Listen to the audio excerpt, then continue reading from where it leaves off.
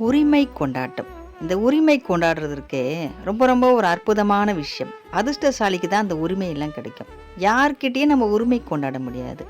ஏன்னா, நல்லா பேசிட்டு இருப்பாங்க. திடீர்னு என்கிட்ட உனக்கு என்ன உரிமை இருக்கு அப்படின்னுவாங்க. அதனால மத்தவங்க கிட்ட நம்ம உரிமையா எதுவுமே பண்ண முடியறதில்ல. அப்படி உரிமை கிடைக்குதுன்னா அவங்க தான் மிகப்பெரிய அதிர்ஷ்டசாலி.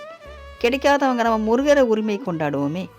முருகன் கிட்ட உரிமையா நம்ம கேட்கலாம். அவர் எப்பவுமே நம்மள தள்ளி வைக்க மாட்டாரு. நீ ஏன் என்ன உரிமையா என்கிட்ட கொண்டாடுற? நீ எதுக்கு என்கிட்ட ஓவரா அட்வான்டேஜ் எடுத்துக்கிறேன்னு முருகர் கேட்கவே மாட்டார்.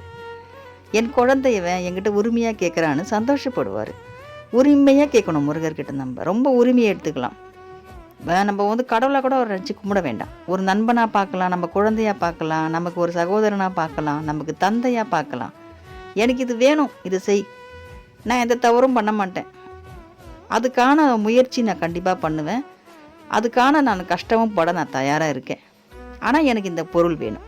அது எதுவாக இருந்தாலும் சரி, ஒரு நபராக இருக்கலாம், ஒரு வீடாக இருக்கலாம், நம்ம வாங்கக்கூடிய ஒரு பொருளாக இருக்கலாம், எது வேணாலும் இருக்கலாம். நமக்கு இது வேணும், அது நியாயமாக இருந்துச்சுன்னா கண்டிப்பாக முருகர் நமக்கு கொடுப்பார். உரிமையோடு நம்ம கேட்கணும். உரிமையோடு கேட்கலாம். மனுஷங்களை மட்டுமே உரிமை கொண்டாட முடியாது இந்த காலத்துலலாம். கொஞ்சம் உரிமை எடுத்துக்கிட்டாலே நம்மளை மேலே எங்கேயும் பார்க்க ஆரம்பிச்சிருவாங்க. ஏன்னா நம்மக்கிட்ட உரிமை எடுத்துக்கிறாங்க அப்படின்னு.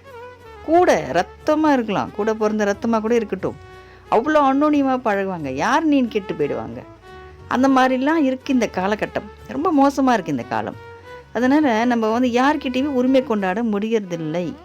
முருகன்கிட்ட உரிமை கொண்டாடுவோம். ரொம்ப உரிமையாக நம்ம கேட்டோம்னா நிச்சயமாக நம்ம முருகன் நமக்கு கொடுப்பாரு. கொஞ்சம் பார்ப்பார், என்ன கேட்குறான் இவன், என்ன கேட்குறான் இவன், என்ன வேணும், சரி நியாயமாக தான் கேட்குறாங்க, சரி கண்டிப்பாக கொடுப்போம்.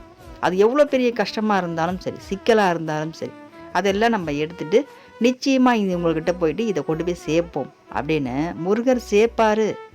சேர்க்கக்கூடியவர் தான் நம்ம முருகர். அன்பை இணைக்கக்கூடியவர் அவர். எதுவாக இருந்தாலும் சரி, நம்ம எதுவாக இருந்தாலும் ஒரு தீவிரமாக நம்ம ஒரு பொருள் மேலே ஆசைப்பட்டா, அதில் நம்ம வந்து ரொம்ப ஆழ்ந்து நம்ம அதை தீர்மானமாக நம்ம இருந்தோம்னா அந்த நிச்சயமாக அந்த நம்ம விரும்பக்கூடியது நம்ம கிட்ட வந்து சேரும். அது நமக்கே தான், நமக்கானது தான் நம்ம மனசில் வந்து ஆணித்தனமாக பதியும். நம்ம ரொம்ப ஆணித்தனமாக ஒரு விஷயத்தை நம்ம விரும்புகிறோன்னா அது நமக்கே தான்.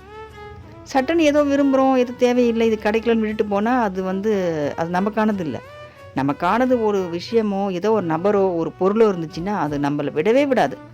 தூங்கும் போதும் அந்த ஞாபகம் நமக்கு வரும். அப்படி ஒரு பதிகிற ஒரு விஷயம் அது நமக்கானது. முருகர் நிச்சயமாக நமக்கு கொடுப்பார். வெற்றிவேல் முருகனுக்கு அரோகரா.